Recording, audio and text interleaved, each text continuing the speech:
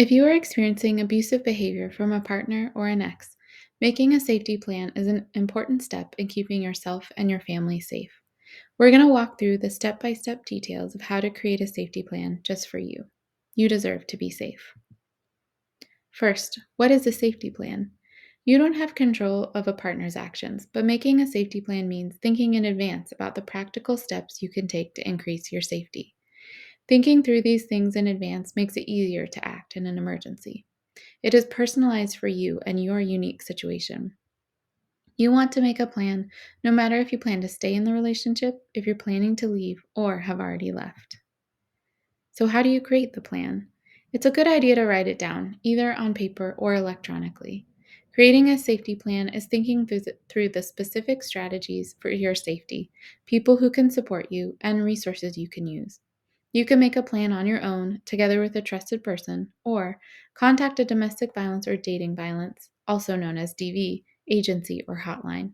DV advocates there are trained to help make safety plans. If you're making a plan on your own, you can use this video or checklist that can be found online on DV agency websites. The My Plan app is another great option. Be sure to go back and update your plan as your situation changes. You'll want to think about the safest place to keep your plan. Are there private places at home, work, or your car that no one will look except for you? If it's electronic, name the file something that won't attract attention and password protect it if possible. Consider giving a copy to a safe friend or family member, or putting copies in multiple places. If having a physical copy is not possible, you can still think through what safety strategies could be helpful. Now we will focus on what to include in a safety plan. There are lots of examples, but only include what is relevant to you. You know your situation best. Trust your judgment and instincts. Begin by brainstorming the safe people in your life, the people who are supportive and who will keep what you say confidential. Ask yourself, who are the people in my life who are supportive, people I could call in an emergency, or others who could be helpful? This could be friends, family, neighbors, coworkers, people you know from school, church, etc. Write down the names and numbers of the people you can call in an emergency or for support on your plan. Look up your local DV agency as well as the national hotline. Write down their phone number. These are the people you can talk to if you need help. Another option for your safety plan is to make a code system. Make a code to discreetly alert your safe people you need help. Decide who you'd like to include in your code system and what code you can use safely. You'll need to be clear about what you would like them to do when the code is used. Examples include texting a friend an emoji that would mean you need them to come pick you up, or flickering your outdoor lights to signal a neighbor to call the police. Write down your plan for your safe code system and tell your safe people about the codes as soon as possible. Now we will talk about some possible strategies to add to a plan for safety while in the relationship. We will start with noticing patterns. It's very helpful to recognize the warning signs or patterns of violence.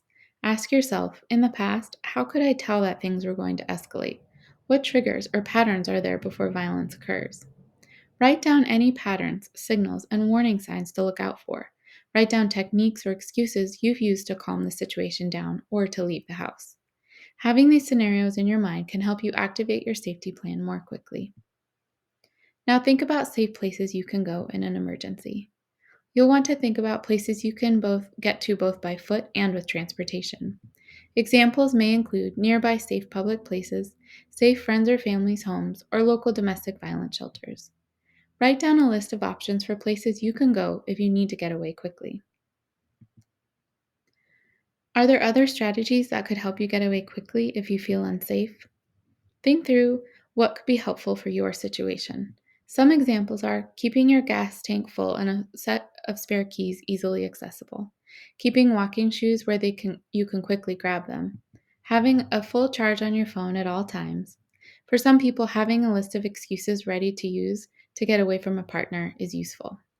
Write down on your plan your list of strategies that apply to you. It can be helpful to have an emergency bag packed and ready. Even if you're not sure you will need or want to leave, having everything you need to get away from an abusive person quickly can increase your safety. Some examples of what to pack could include cash and prepaid credit cards, a set of extra keys, passport or ID, phone chargers, even a prepaid cell phone. Things you need daily, like medications, clothes, and personal hygiene items. Include special or irreplaceable items like photos or keepsakes. If you have children, pack the important items needed for them, and special toys or things that provide comfort. You'll also want to include important or official documents that are hard to replace, like birth certificates, marriage certificate, immigration papers, work permits, mortgage documents, insurance cards, or medical and financial records.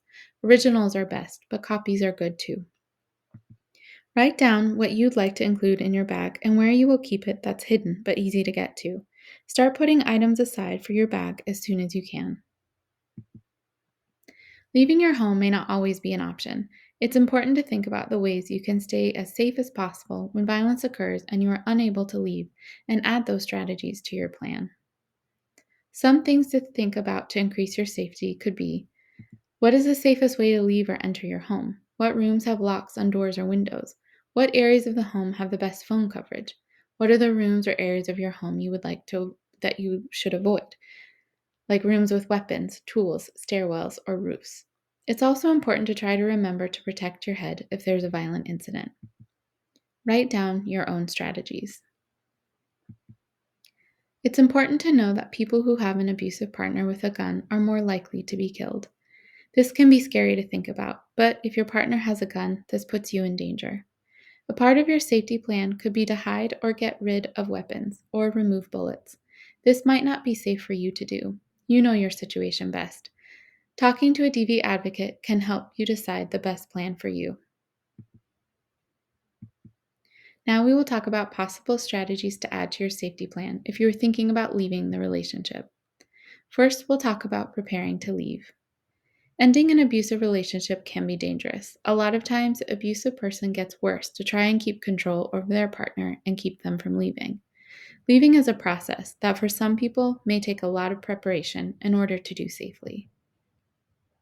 Ask yourself what you need to start preparing to leave, and if you need to hide, what are the things that can leave a trail to you? Some examples include stowing away cash slowly, opening a new bank account only in your name, making copies of important documents and storing them in a safe place, finding care for your animals if you are unable to bring them, getting a P.O. box, and looking into orders of protection. In some states, this is called a restraining order. Write down on your plan the list of preparations needed and the things you need to start gathering to take with you. Talk with a DV advocate at a hotline or your local agency. They are experts in safety planning and can help you think through the options and find resources. Now let's talk through planning for your safety for the process of leaving. Think through when you will leave, where you will go, and who can help you. It's helpful to make multiple plans when leaving in case things don't go as planned. Think through many possible scenarios and have backup plans. Write on your safety plan options for when and how you will leave. If possible, don't tell your partner that you're planning on leaving. Try and do it when they're away. If you have to tell them in person, do it in a public place and have a trusted person wait nearby.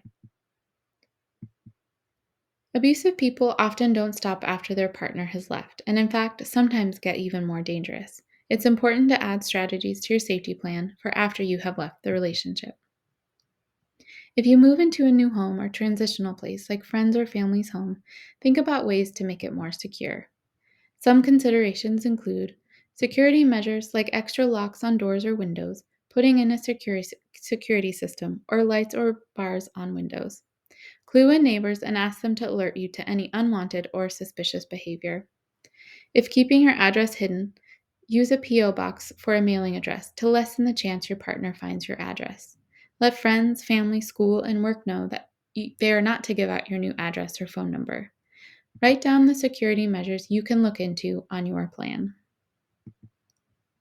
One option to explore is that most states have an address confidentiality program that will give you a P.O. box. You can talk to a DV advocate about how to set it up. If you go to work, school, or other places regularly that your partner knows about or could find out about, you'll need to make safety plans for those places as well. Some examples for your plan could be thinking through the safest routes to and from the places you go, maybe varying your routes often, or having someone walk with you to your car or bus stop. Tell key people like coworker, boss, classmate, or security guard about the situation so they can alert you or call police if needed. Carry a phone and charger with you at all times, and know the address of the police stations nearby. Of course, police are not helpful or safe for everyone. These are just examples. Write down the safety strategies that are right for you for each of these places and your plan for getting there and back. If your partner continues to harass, stalk, threaten, or hurt you, keep a log to document the details of every incident of unwanted behavior. This can be especially useful if you ever seek legal action. Now we will talk about strategies for staying safe when using technology. Let's start with strategies to make your devices more private. These strategies are important as it's very common for abusive partners to use technology to track or monitor you, and you might not know what's happening. Watch for patterns. Do they know about things that they shouldn't? Some strategies you might consider: regularly changing passwords on all accounts and making them strong so nobody can guess. In the privacy settings on your devices, apps, and browsers, turn off location, camera, or microphone access. Make sure features like Find My Phone aren't potentially sharing your location. Turn off location sharing on your social media. Ask friends to do the same when tagging you, or ask them not to tag you. Make sure your car's navigation system is not sharing your location. These are just a few examples. Look into the privacy settings for your specific devices and accounts. In addition to making devices more private, there are steps you can add to your plan to try to keep your online activity hidden. It's often safest to use devices that aren't yours to look for resources. Is there a device your partner doesn't and won't ever have access to, like a friend's phone or a work computer? If you're using your own device, you may want to remove specific websites visited from your browser history and completely log out and close out of all apps and browsers. It's nearly impossible to cover online tracks completely, but write down your strategies to keep your online activity as hidden as possible. Be aware that there are spy apps that are easy to install that can track you, and other small tracking devices that are easy to slip into your car or your bag. If you notice that your partner knows things about you they shouldn't, consider asking for help to check for tracking apps and devices. If you have children, you will want to include them in your safety planning. By making an age-appropriate safety plan with children, you can help them navigate and respond to moments of crisis. You can start by teaching them what to do when things become unsafe. This will depend on the kids' ages and abilities. Think about the safe places your child can go. This can be a safe room in the house, somewhere outside, or to a neighbor's house. Tell them who to call and when they should do it. Teach them about the safe code system. Tell them what the code word or signal is and what exactly they should do and when to use the code. Write down on your safety plan the safe people that your child can call, safe places they can go, and how to get there, and what your code word system is. Go through the plan with the kids as soon as possible. Tell your children that the violence is not their fault. Give them time and space to express their feelings. A DV advocate can help you connect to resources for both you and your children. Think through where your partner could get access to you and your kids. Examples for your plan could be things like let school and daycare know who is allowed to pick kids up and that your address is confidential. If you do child exchanges with your ex or partner, where can this happen that's safe or who could come with you? Write down these strategies on your plan.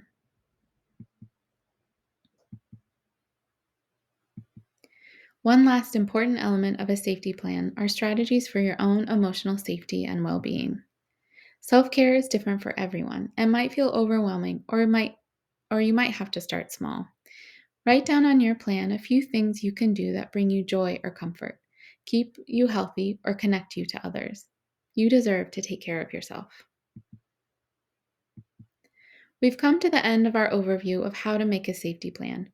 Remember, these are just a few examples of the kinds of things to include on a plan, but you will only include what's right for you and your situation.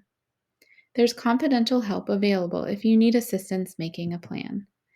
Contact advocates at your local DV agency or the National Domestic Violence Hotline by phone, text, or online chat. They are free, confidential, and experts at safety planning. You deserve to be safe.